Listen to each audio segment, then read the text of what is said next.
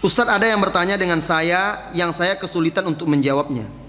Sejak kapan kita sudah merasa beragama Islam? Tanyakan kepada dia, sejak kapan Anda merasa beragama Islam? Balikkan kepada dia. Tanya kepada dia, sekarang Anda menganut agama Islam tidak? Tanyakan kepada dia. Dia jawab iya. Sejak kapan Anda merasa Islam? Nah, lihat dia kemungkinan akan menjawab, ya sejak kecil saya sudah merasa Islam karena orang tua saya Islam. Nah, ini jawaban dia. Jawabannya seperti itu pula yang dikatakan oleh Rasulullah SAW di dalam hadis yang sahih diriwayatkan oleh Muslim.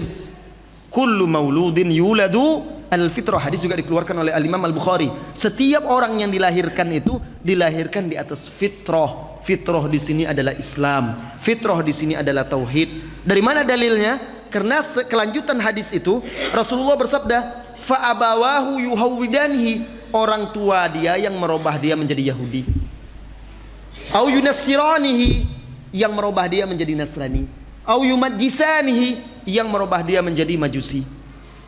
Hatta sekalipun anak orang kafir itu sesungguhnya dia ketika lahir itu berada di atas fitrah, tapi karena orang tuanya kafir, misalnya Nasrani, anaknya pun dijadikannya sebagai Nasrani, ikut dia kepada orang tua dia. Jadi kalau dia baru lahir itu diambil oleh orang Islam, dididik, dibina, dia berada di atas keislamannya, tidak perlu lagi disuruh Islam. Tapi kalau sudah balik dia, maka dia ikut agama orang tua dia ketika itu. Jadi manusia itu ketika dilahirkan berada di atas Islam dan dia sudah sebagai seorang muslim. Adilkah Allah yang kita beragama Islam karena kita keturunan dari orang Islam, sedangkan orang lain yang terlahir dari keluarganya non muslim dan tak pernah mengenal agama Islam sehingga terkadang mati pun masih dalam keadaan kafir? Saya yakin Allah Maha Adil, tapi saya tidak tahu alasannya. Jadi karena pertanyaan ini adalah pertanyaan orang yang sangat awam, jawab saja seperti ini. Wahai saudaraku, adilkah Allah jika Anda yang terlahir sebagai muslim, Anda sholat, Anda menjaga diri Anda dari maksiat, Anda tidak berbuat jahat, lalu kelak di hari kiamat dikumpulkan bersama orang yang berzina, orang yang membunuh, orang yang minum khamar, orang yang memakan riba, orang yang menyembah berhala, dengan alasan orang itu karena memang terlahir dari orang tua kafir juga. Sekarang coba, adil tidak? Tanyakan kepada dia. Atau katakan kepada dia, maukah Anda disamakan dengan pelacur misalnya? Kamu dengan pelacur sama saja. Pasti orang akan merasa tersinggung, marah. Kenapa kamu marah? Ya tidak benar, saya sudah menjaga diri saya. Kenapa Anda samakan dengan seorang pelacur? Ini penghinaan terhadap diri saya. Loh, pelacur itu apa salahnya? Dia tidak tahu apa-apa, dari kecil dia lahir seperti itu, dia tidak dididik agama, tidak dibimbing, tidak diarahkan. Nah, di sini karena keadilan Allah itulah maka Allah katakan, afaman kana mu'minan kaman kana fasiqa la yastawun. Apakah orang-orang yang dia itu beriman dengan orang-orang yang fasik, orang-orang yang kafir sama? Afaman kana mu'minan, apakah seorang mukmin itu sama seperti orang yang kafir? La yastawun, tidak akan sama, pasti berbeda. Logika kita saja tidak mau menerima kalau si A yang taat baik disamakan dengan si B yang korup. Pasti dia tidak mau. Coba begini saja, si A dia tidak melakukan apa-apa, si B mencuri, tapi si A ini ada di situ melihat saja sebenarnya. Dia melihat saja, tapi dia tidak melakukan.